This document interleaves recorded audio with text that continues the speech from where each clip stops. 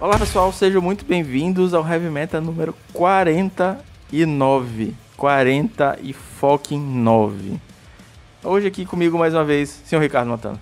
Fala galera, beleza? Tamo aí de novo aí, importunando o Fernando aqui, participando do Heavy Meta. Bora falar de pau. Eu quase ouvi assim, no vídeo de hoje... Quase. Senhores, Ricardo Matana, pra quem não sabe, ele tem um canal no YouTube, ele é muito ativo no Twitter. E é um grande amigo também que tá aqui com a gente sempre, desde o começo do podcast. Tava aqui, a última participação dele, fora essa semana, foi no Heavy Meta 25. Fala pra gente um pouquinho de você, Matana, fala dos seus projetos. Cara, pra quem não me conhece, então, meu nome é Ricardo Matana, eu jogo Magic desde muito tempo, desde Urza's Legacy.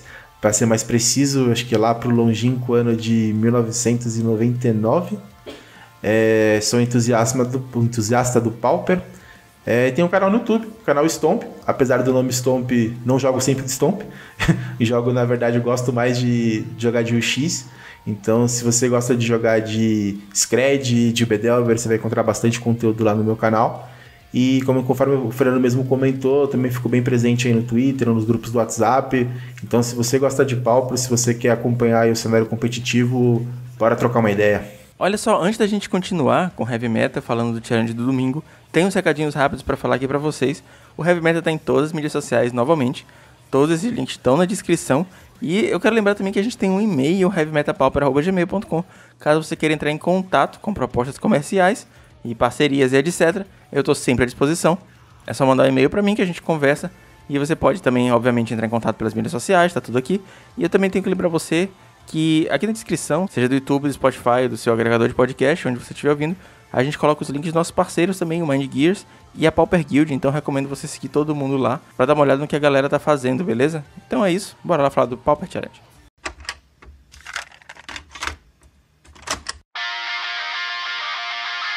O metagame do domingo tá um pouquinho diferente e a gente já tem algumas coisas novas pra começar a falar aqui, né, cara?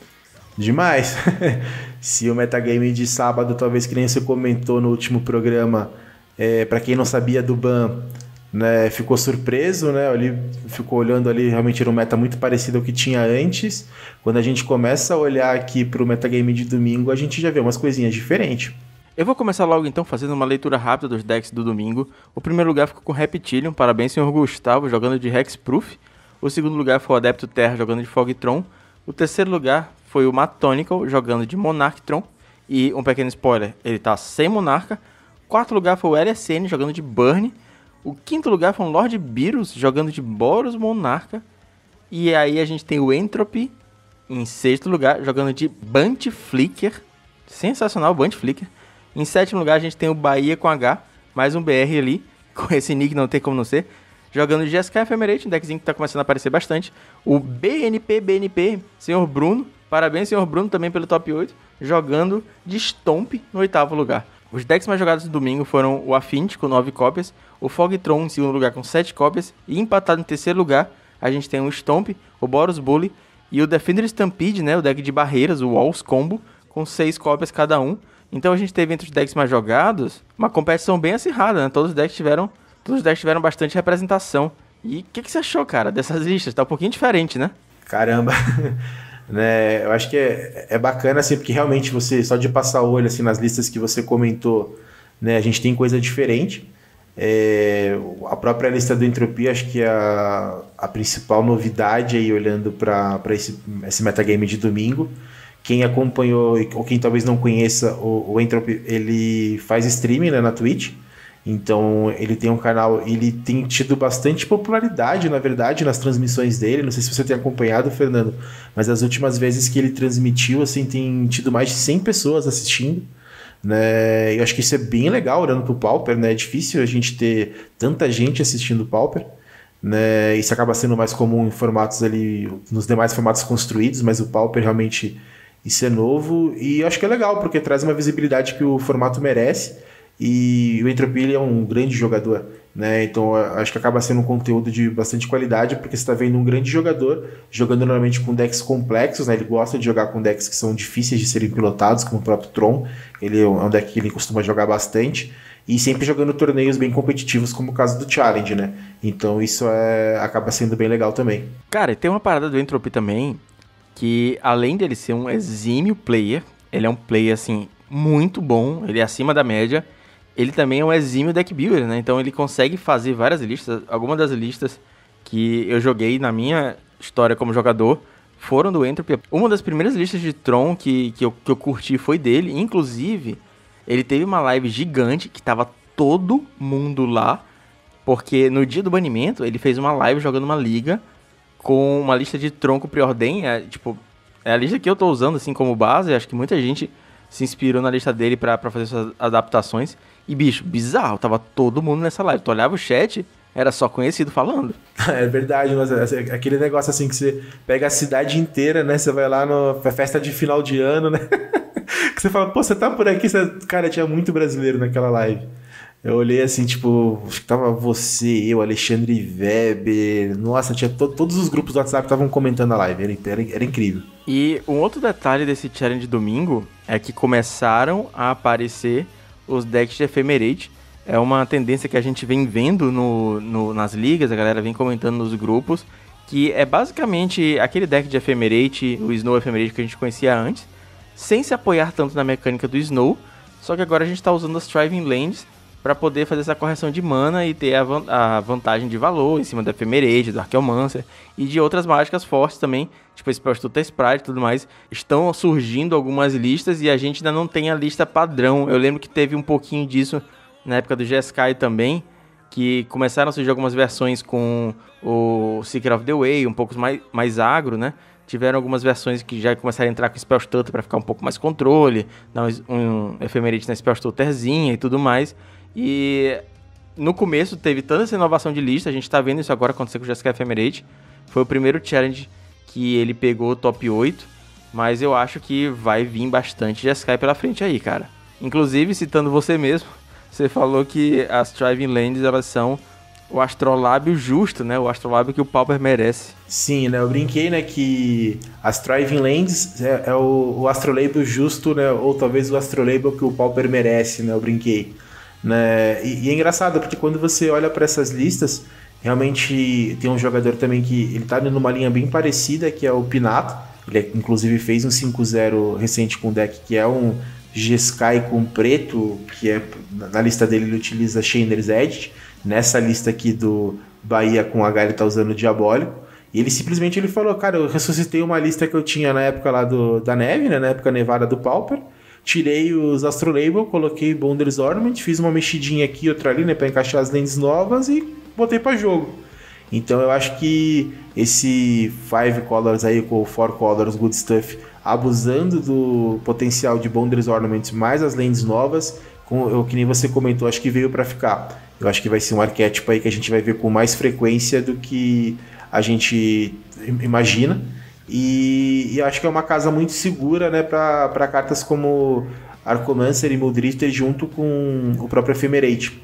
Então é uma mecânica que lá na época do Jeskai a gente falava que Ephemerate devia ser banido por causa desse tipo de mecânica. Acabou ficando em esquecimento. O Ephemerate é uma carta que a gente vê no Tron, vê ali algumas listas de UW Familiar, mas é uma carta até que não é tão utilizada como talvez pudesse ser aqui no Pauper. Né? E agora parece que o Ephemerate vai voltar a ser realmente uma carta aí que a gente vai ver com mais frequência aqui no formato. Uma outra coisa bem legal pra comentar também é a volta do Boggles ao topo, né? Eu sinceramente não me lembro ao certo, mas eu acredito que o último Boggles que ganhou o Pauper Challenge foi o Gustavo também. A gente gravou um Heavy Meta sobre isso, o Heavy Meta 17. O Gustavo ganhou, a gente gravou tipo na mesma semana, foi sensacional a participação dele. E cara, eu tava conversando com ele... não sei nem o quão eu poderia estar falando isso, foi mal, senhor Gustavo, mas ele tinha me dito que, tipo, ele voltou depois do banimento, saca? Ele não aguentava mais a carta. Eu perguntei, mas qual carta? Tipo, Tron, era o Stonehorn? Ele falou, não, cara, Santuário. Sim, é engraçado, porque o Gustavo, né, o Reptilian, ele realmente deu uma semi-aposentada aí do Pauper durante esses últimos meses. Ele tinha voltado na semana passada, meio assim, fiquei sabendo que o Santuário foi banido, tô jogando, né? Voltei. E aí ele já voltou, assim, com tudo, porque ele voltou fazendo um 5-0. Inclusive, acho que ele até apareceu nas listas da Wizards da semana passada. E após o 5-0, ele fez um resultado sólido no sábado. Se eu não me engano, ele fez 4-2. Não sei em qual posição que ele ficou, mas 4-2 é um resultado bacana. E já chegou no domingo ganhando tudo, né? Então, ele para mim, assim, de longe, disparado, é o melhor jogador que joga de GW Auras, né, de Bogo, no Pauper. Acho que não tem nenhum outro jogador que tenha tantos resultados sólidos quanto ele, né? E aí fica aquela dúvida, né? Se de fato o GW Auras é um deck, que nem você comentou, por ser um agro, vai chegando aí e vai começar a aparecer com maior frequência aí numa lista assim, de Tier 1 decks do formato, ou se quem é bom mesmo é o Gustavo e, independente do meta, coloca um Bogo na mão do Gustavo e vai acabar fazendo o resultado, né? Acho que ainda é cedo, mas vamos acompanhar como é que vai ser o desempenho aí do Bogo nas próximas semanas, né?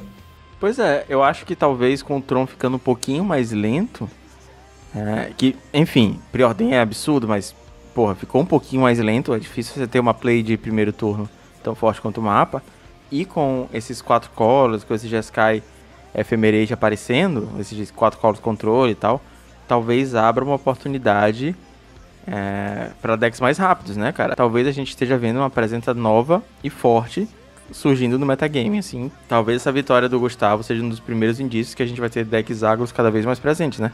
Não, com certeza. E esse tanto acho que o GW Auras quanto o Heróico, até o Burning também, é aquele tipo de deck, né, que quando ninguém mais lembra deles, ele vai lá e ganha alguma coisa, né? Faz um bom resultado, né? Aí amanhã começa todo mundo a entrar com Edito, com Tranquility, sei lá, com um monte de remoção de encantamento, aí já dá aquela baixada na poeira, né? Já volta meio que ao patamar anterior. Mas é um deck que quando você menos espera, ele vai lá, aparece, ninguém tem side contra, fica todo mundo no desespero e o deck acaba fazendo o resultado. Então eu acho que é um deck sim que a gente tem que se preocupar. Mas hoje, se eu fosse olhar, deixando até de lado um pouquinho o GW Aura, se a gente for numa linha de agro, eu acho que os dois agros que devem manter assim, uma frequência maior em termos de resultado é o Stomp e o Affinity.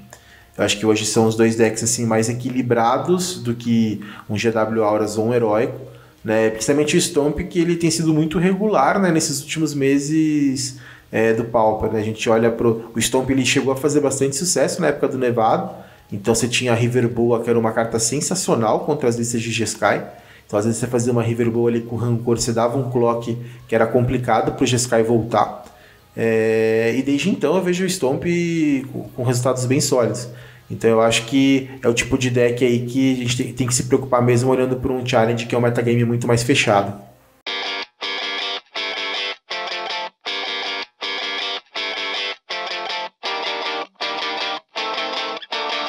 Cara, agora já falando um pouquinho de lista, a lista do Gustavo é a mesma lista que ele estava usando, a diferença é que ele subiu um Rain True, a mais uma carneirada, e cortou um cartucho branco.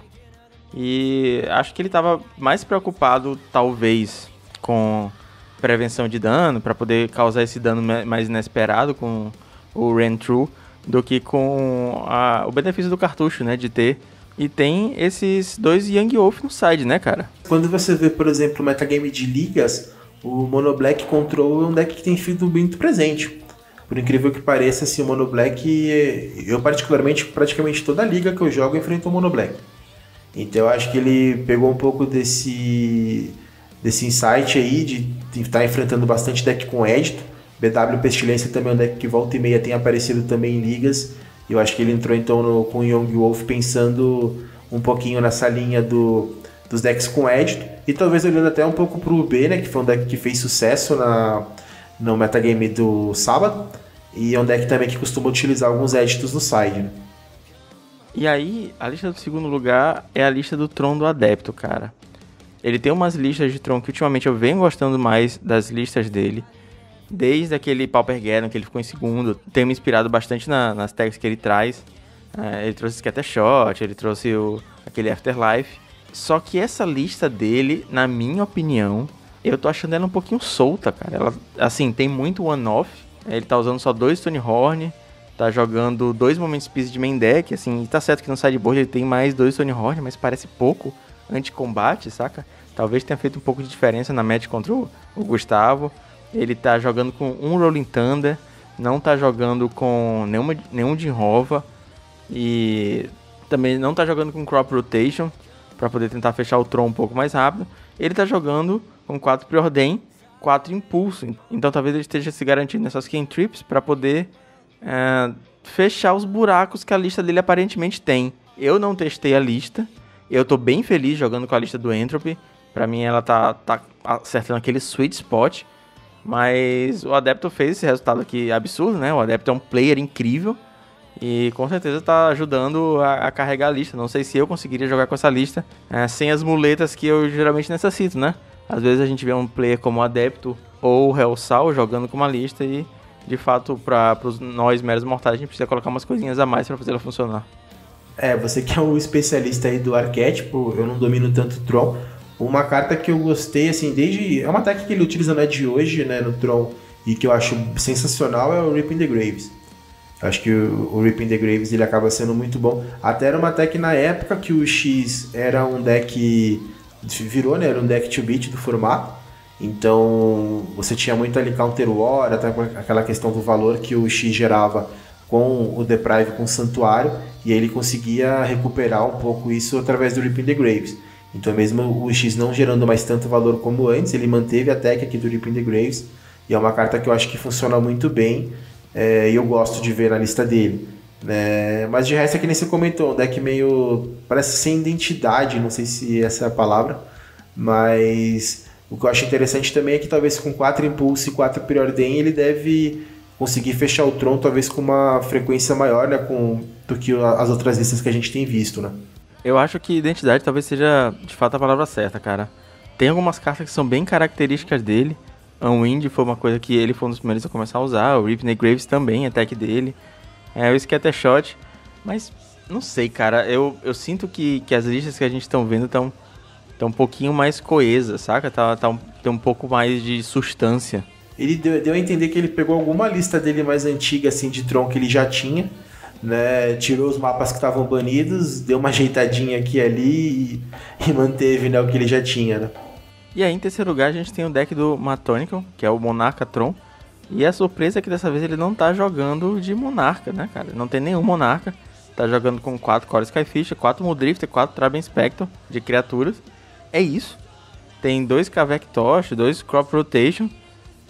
E ele tem um pacote bem interessante de encantamentos, que ele tá jogando com 3 Journey to Nowhere, 2 Oblivion Ring, 1 Círculo Rístico, cara. O Círculo Rístico é sensacional.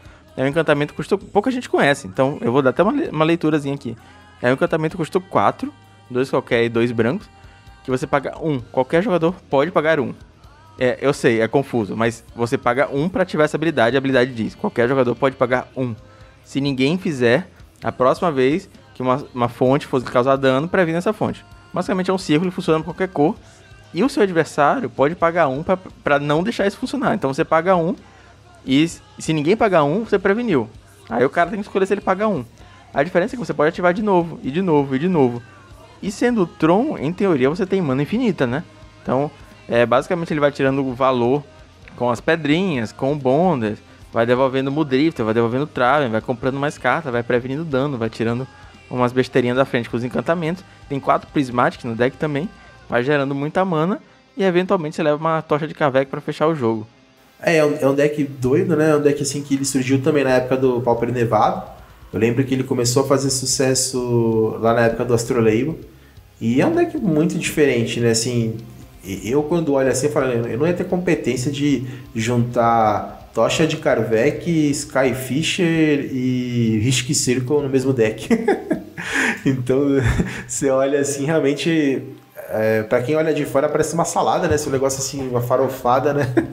Porque tem de tudo. Tem Mystical Teachings, tem Ephemerate, tem Crop Rotation, tem Suffocating Fumes. São realmente cartas assim que é difícil você olhar para elas e falar assim, tem um deck aqui, né? Mas tem. E tem o Matonical, que é um jogador que nem você comentou que tá sempre jogando com decks diferentes, né? Ele tava até com bastante sucesso jogando de Wall Combo, né? Com Underwall.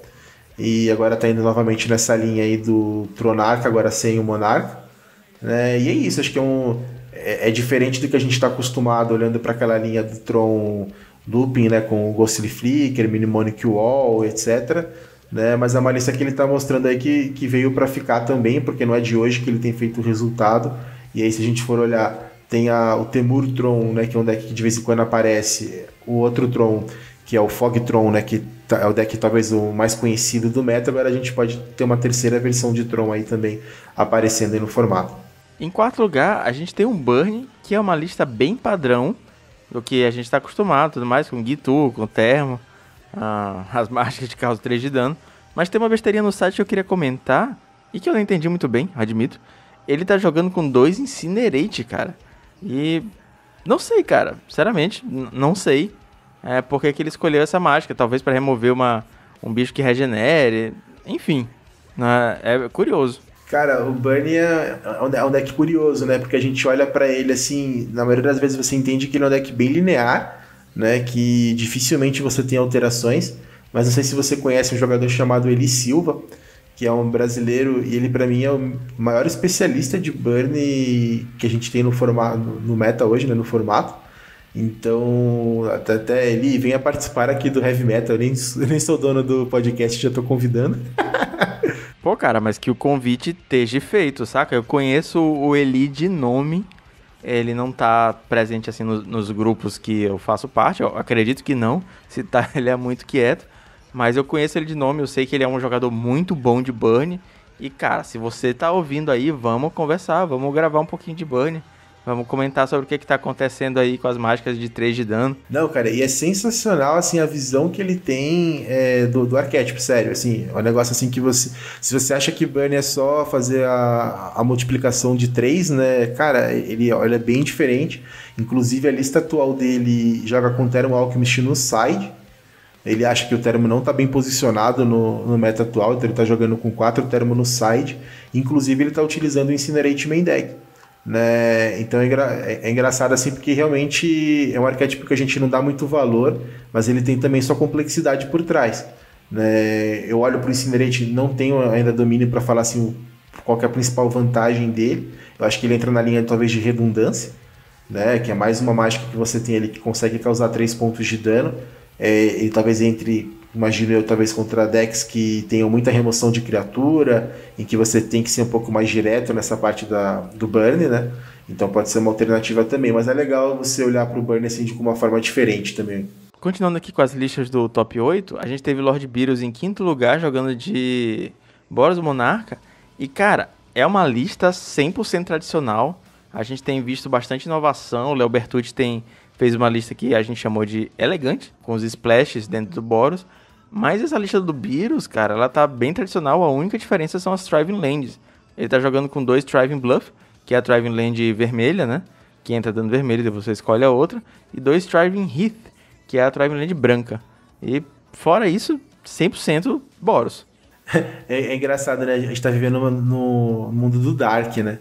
Porque no sábado, né, teve no último podcast, né, a gente viu o Murilo jogando com aquela lista mais tradicional possível de Affinity. Aí agora a gente vê o Lord Beerus jogando com o Boros de sei lá quantos anos atrás, com aquele Boros com 2 Battle Screech, um Firebolt, né? Então a gente tá olhando assim, as pessoas estão voltando para as origens, né? Olhando para os decks ali, pô, Banil, o que eu faço? Ah, não sei, pega o deck lá de 3 anos atrás e joga. Depois de banimento, né, cara? É isso aí que tem que fazer. Mas acho que é interessante, acho que assim, brincadeiras à parte, né? Acho que as lentes novas têm tudo a ver com o Boros também, as Thrivings, né? É engraçado porque ele, apesar de abusar das Thrivings, ele não tá utilizando cartas de outras cores, então nem mesmo aquele Ripping the Graves que a gente costuma ver em algumas listas de Boros, ou até listas mais ousadas que utilizam o Rato Ninja, né? Cartas realmente ali que a gente já viu até o Fulmis, né? A gente já viu, acho que o Léo, né, costuma utilizar essa carta, Bonders também não. Então ele tá numa linha bem clássica, né? Apesar de ter entrado aí com as Thriving Lands.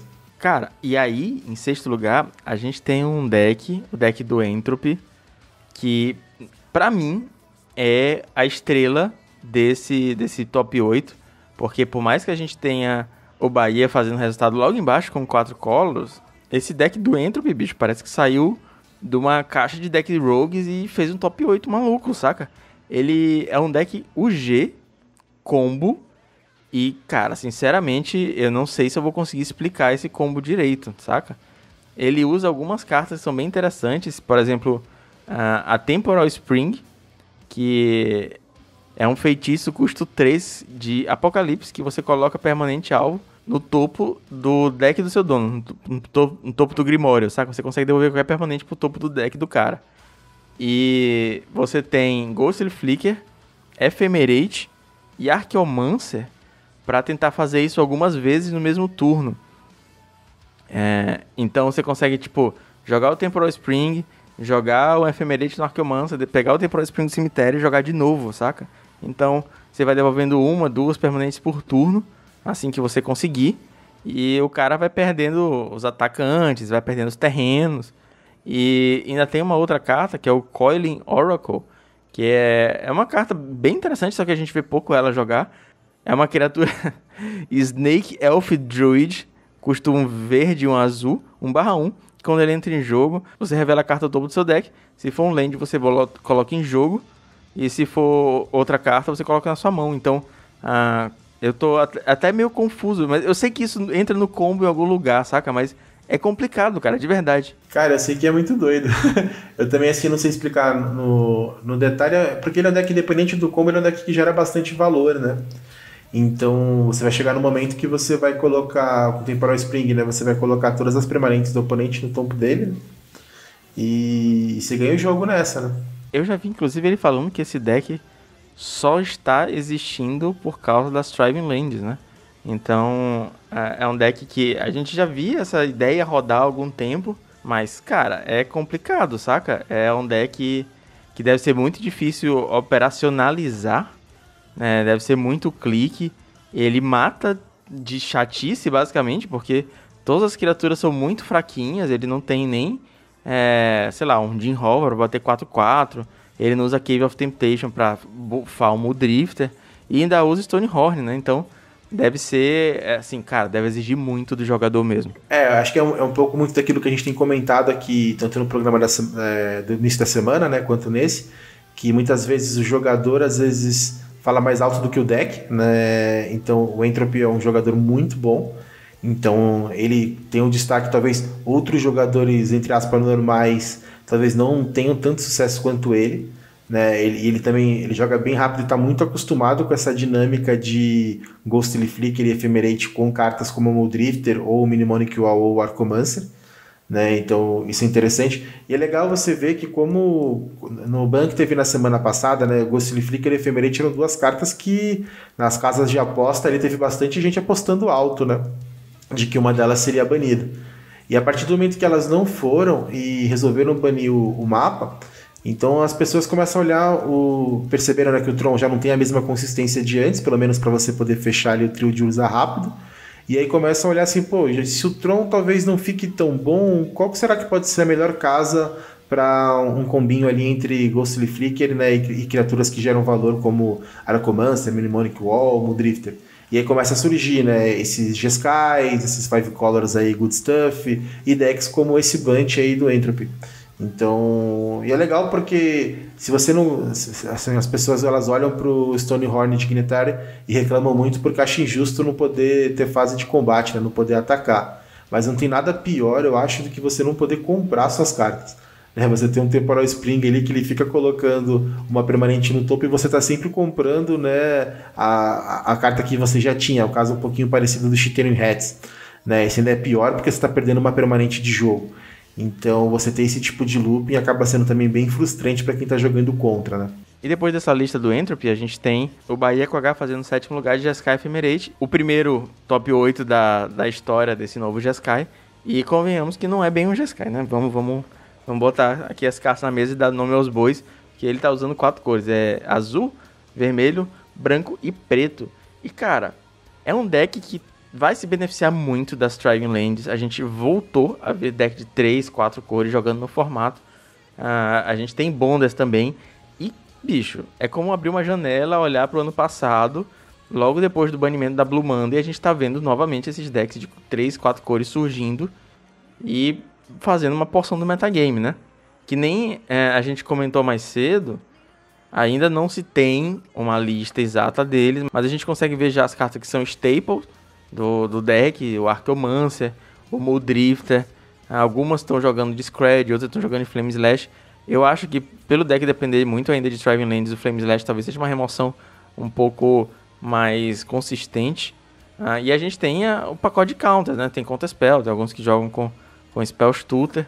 E, sinceramente, eu acho que daqui pra frente a gente vai ver muito Jeskai. Vai ter um meta de 3 cores e esses controles vão aparecer cada vez mais, cara. Sim, e é legal porque essas listas de Jeskai ela tem feito relativo sucesso. Você até comentou que o Adepto Terra, né, no challenge de sábado, ele jogou com uma lista de Jeskai. Não foi tão bem, mas ele tem tido bons resultados com ela nas ligas. Tem outros jogadores também que eu vejo que tem apostado, né? O próprio Carves, uma época, estava jogando com esse tipo de deck, jogando até com Bonders Ornament também. Então, é que nem a gente já comentou, né? Eu acho que esses decks assim de 4, 5 cores que abusam bastante do Bonders Ornament, mais as Thriving Lands, aí acho que tem tudo para ficar. Como o meta ainda está muito novo, né? Tem muita coisa acontecendo, ele vai mudar nas próximas semanas. A gente não sabe exatamente qual que vai ser a lista padrão que as pessoas vão escolher, que vão optar por utilizar, mas ao mesmo tempo é um deck que é muito fácil você conseguir colocar qualquer coisa dentro. Tá tendo bastante Affinity, vou colocar uns gorilas no side.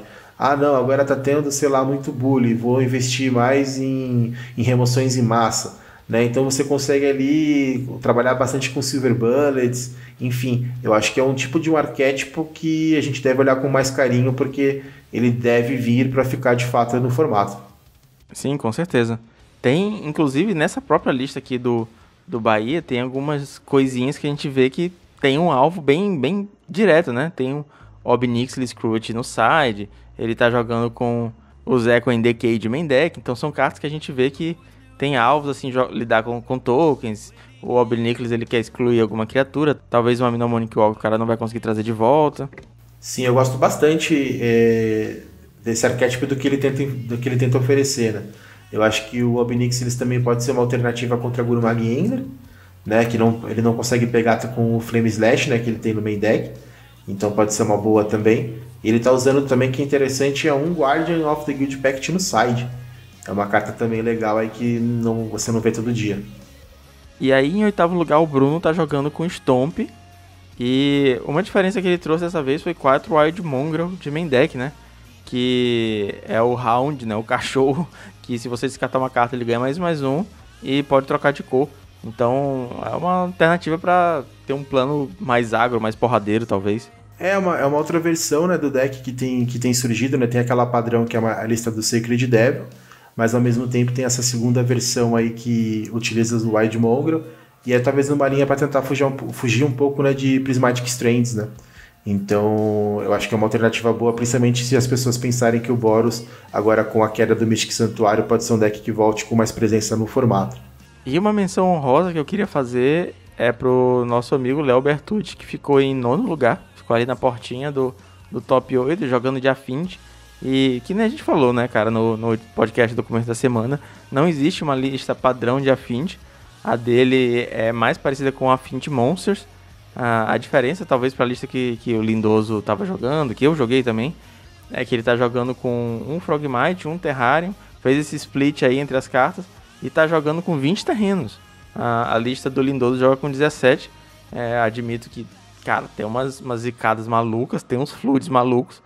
Mas ele subiu o número de terrenos aí, tirou um Ancient Den, tá jogando com 2 ilhas e 2 Lonely Sandbar, que é o terreno azul que recicla. Nossa, é verdade, uma listinha um pouquinho diferente também, né, com 4 Eating Well, né, mas é legal, ele conseguiu ali pegar uma vaguinha no top 8 também. Senhores, eu acho que é isso. A gente falou bastante sobre as listas do top 8 do domingo, a gente comentou sobre o metagame. Eu acho que, novamente, é um período de transição, a gente está saindo de um banimento e estamos na aurora de uma nova coleção. Double Master está chegando nesse momento que você está ouvindo, acredito que na sexta-feira ou no sábado já começaram a sair bastante spoilers. Não saíram ainda tantos spoilers para o Pauper, mas a gente espera que tenha alguns downgrades relevantes, alguns lançamentos. Só que final de Heavy Meta tem sempre aquela indicação de metal. Bora lá.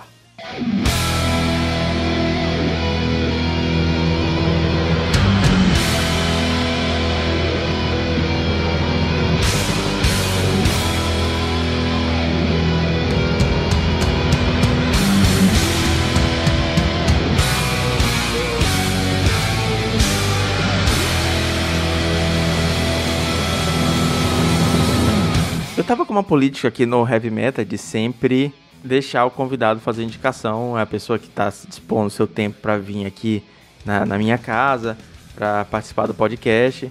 Eu sempre gosto de deixar o convidado fazer essa indicação de metal, a gente conversa um pouquinho de música. Só que como a gente tá com 2 podcasts na semana, eu queria voltar a indicar música, cara. Porque música e o Heavy Metal em si é uma coisa que me move muito.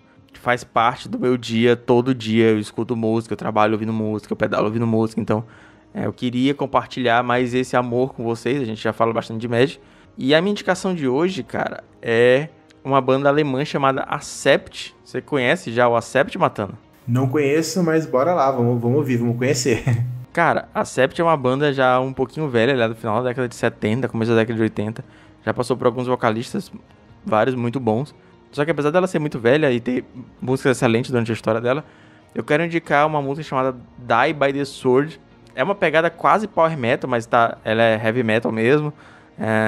E tem um pouquinho daquele quê de fantasia, que o refrão fala assim, se você vive pela espada, você vai morrer pela espada e tal. Então é aquela música que te deixa assim pilhado, saca? Pra um dia de trabalho, deixa um pouco mais animado. Tipo aquela galera que pega a música e bota pra malhar, saca? Cara, é diferente, vamos conhecer, vou botar aqui pra escutar também mais tarde.